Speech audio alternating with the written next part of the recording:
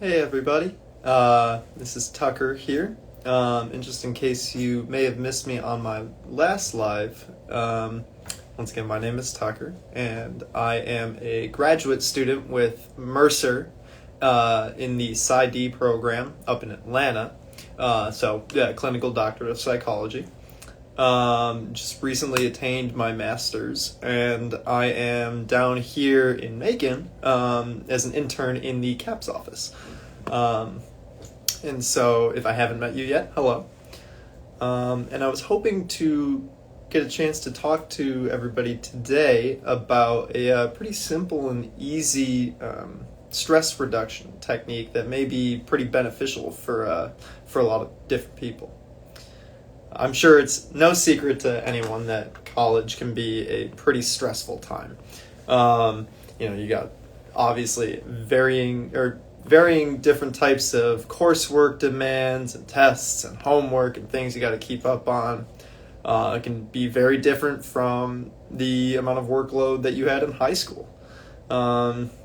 Maybe now you have to start thinking about finances, things like that, working alongside of going to school, or even just, friends, maintaining social lives. Things can be really stressful, definitely in college, and the list goes on and on and on.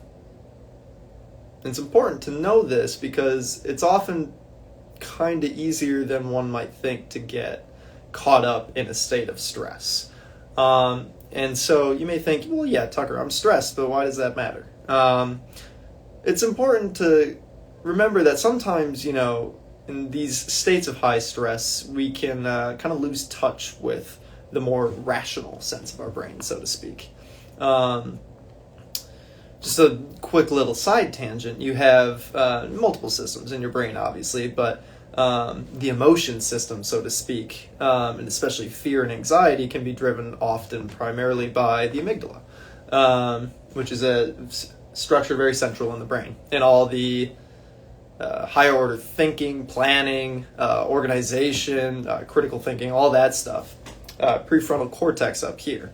And so scientists have actually done studies that show when we are really stressed, resources are being turned off from the thinking and critical, thinking areas and being, really just put into the fear centers of the brain. So what does this mean? In very simple terms, when we're really stressed, we can't think as well. And obviously as a student, that can impact you many different ways, especially, the most obvious example that kind of comes to mind is just sitting down really stressed right before taking a test.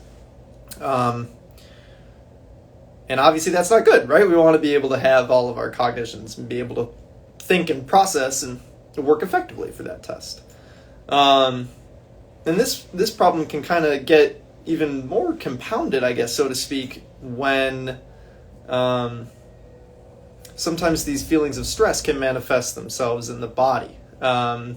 Things like tense shoulders, maybe hyperventilating or very quick, short breaths, sweating hands, elevated heart rate, things like that.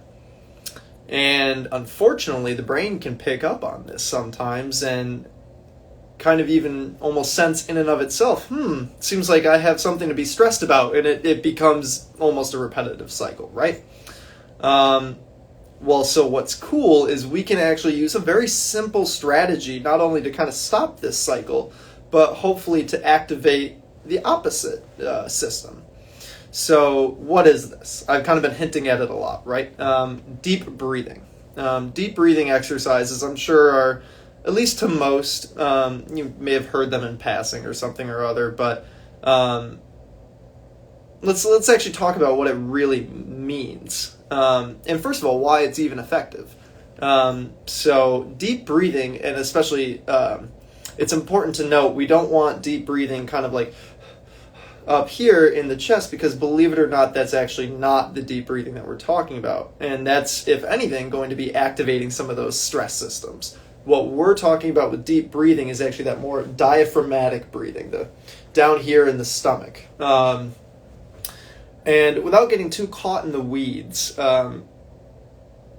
what deep breathing practices, proper deep breathing practices, allow us to do is actually to prime and activate our parasympathetic nervous system. And once again, without getting too caught in the weeds, all this really means is deep breathing allows us to activate the system that is responsible for putting us in a more calm and relaxed state.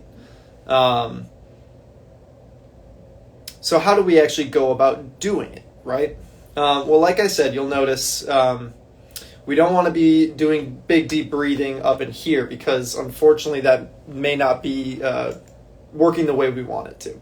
So something that I find helpful for people just beginning this task is use your hands to kind of just help remind you. One hand on your sternum and one hand on your stomach.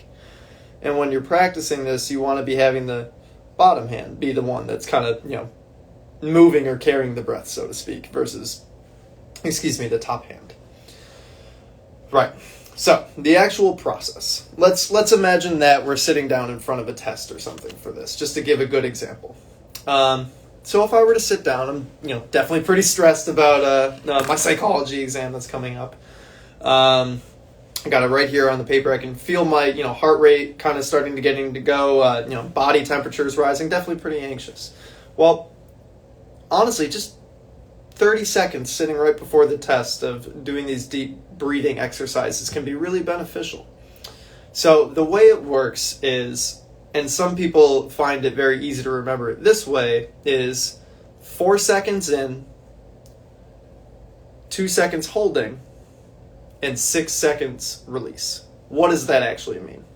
So what we want to do is we want to breathe slowly and deeply, remember in that diaphragmic method, really focusing on using your diaphragm to expand your stomach and really get that air down low. We want to breathe in slowly for 4 seconds, and before we let that air out, just kind of sit with it for a moment. Really just focus on the sensation of what it's like to have that breath. And just, a couple of seconds, 1 or 2. We don't want anybody going blue in the face or anything. But then after that, the 6, right? We want to actually breathe out slower and longer than we did on the inhale. So it's 4 seconds in, a 2 second hold, and then a 6 second exhale. And just to give, a quick little rundown,